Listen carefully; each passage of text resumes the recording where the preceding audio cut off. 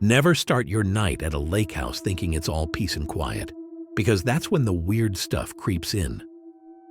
I'm talking about the kind of thing that makes you question if you're losing it or if something out there is watching you. A couple years back, I went to this lake house with my buddy Mike, and what happened still messes with my head. Stick around, because by the end of this, you'll be wondering if that weekend getaway you've got planned is worth the risk. So, here's the deal.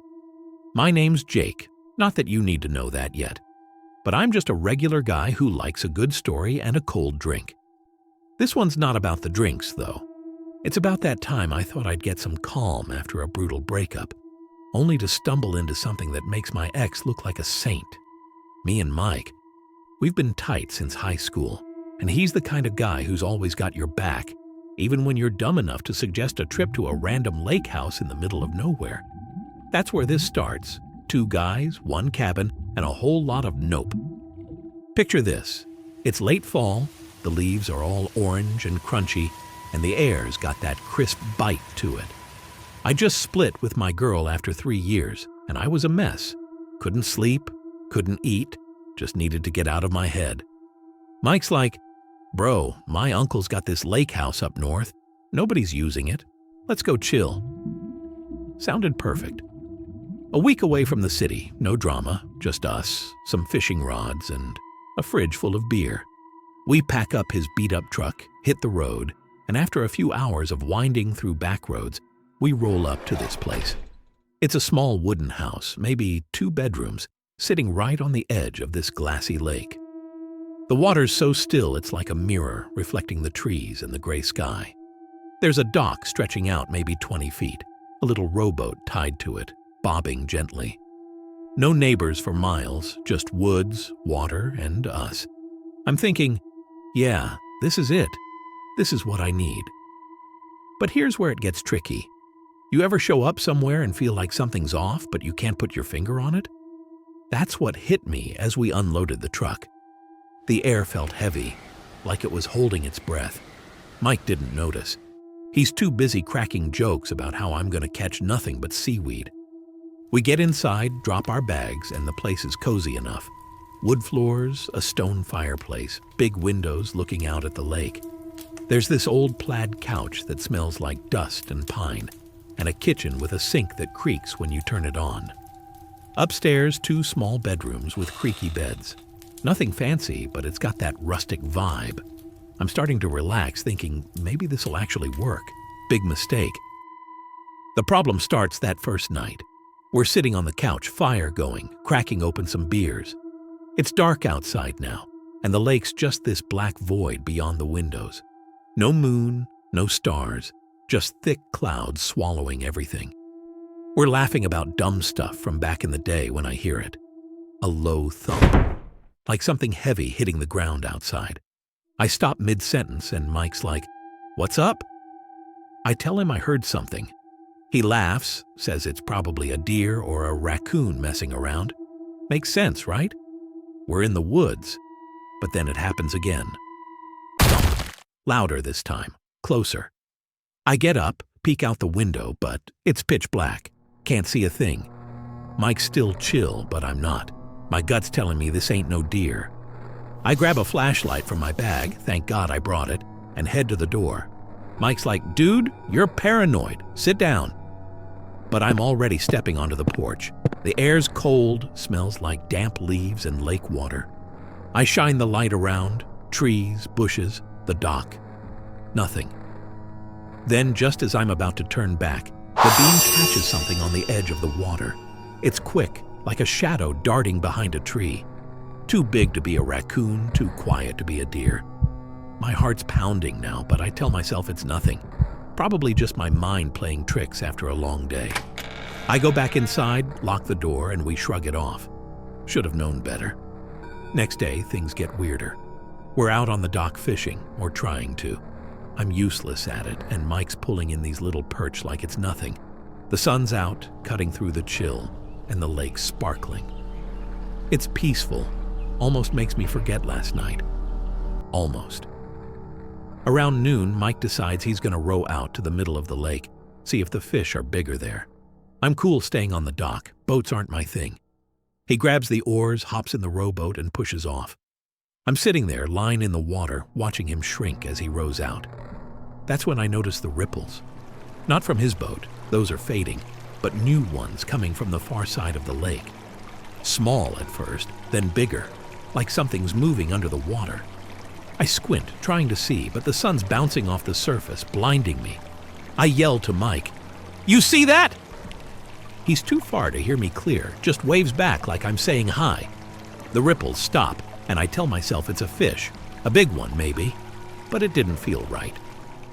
Mike comes back an hour later, no fish, but grinning like he's king of the lake. I don't tell him about the ripples. Don't want to sound crazy. We head inside, cook up some burgers, and spend the afternoon messing around, playing cards, blasting music. It's fun, normal, the reset I needed.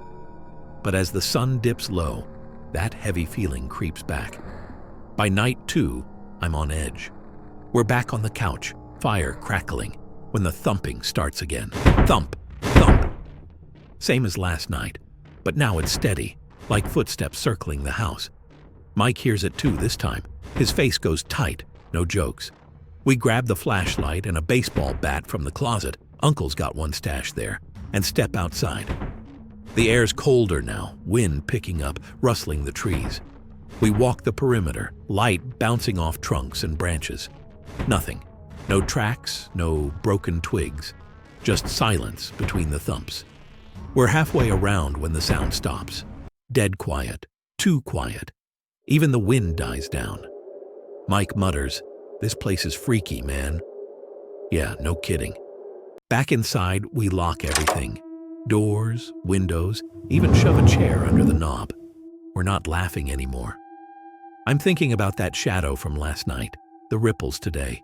Something's out there, and it's not a damn deer. Mike's trying to play it cool, says maybe it's kids messing with us, but there's no one around for miles. We decide to crash early, figure daylight'll make it less creepy. Upstairs, my room's got this little window facing the lake. I peek out before bed. Black water, black trees, nothing else. I climb into bed, but sleep's not coming easy. Every creak of the house makes me jump. Then, around 2 a.m., it happens. A scream, not human. Sharp, guttural, like an animal, but worse.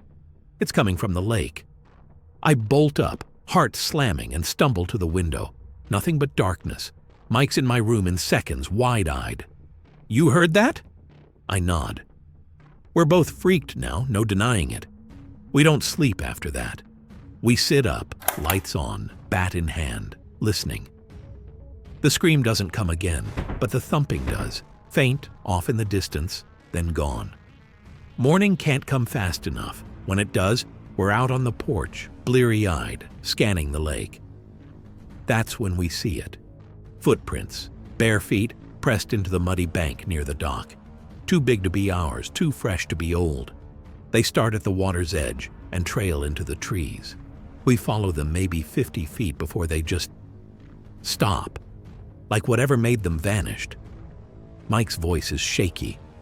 "What the hell, man?" I don't have an answer. We're done. We pack up, throw our stuff in the truck, and peel out. No fishing, no relaxing, just getting the hell away. Here's where it gets insane. The climax of this whole nightmare. We're halfway down the road, maybe 10 minutes out, when Mike slams the brakes.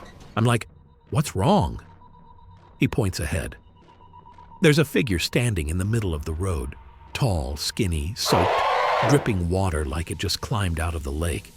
It's facing away from us, head tilted weird, not moving. My stomach drops. Mike lays on the horn, but it doesn't budge. Then it turns, slow, jerky, like its neck's broken.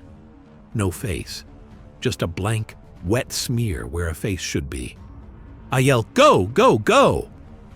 Mike floors it, swerves around it, and we don't stop till we hit the highway. I'm shaking, he's cursing, and neither of us looks back. That thing, whatever it was, stayed burned in my brain the whole drive home. So, what's the deal? We made it out, yeah, but I've got no clue what we ran into. Was it a prank? A ghost? Something in that lake that doesn't like visitors? Mike's uncle swears the place is fine, says he's never had issues, but we're not buying it. I've dug around online since, found some old forums talking about that lake. People saying they've seen weird stuff too. Lights on the water, screams at night, footprints with no owner. One guy even claimed something followed him home, but that's too crazy, right? All I know is I'm not going back. Ever. My breakup was bad, but that lake house? That's the real nightmare. If you've got a story like this, some creepy lake house mess you've survived, drop it in the comments. I need to know I'm not the only one. And hey, if you like this, hit that subscribe button. Keeps me going.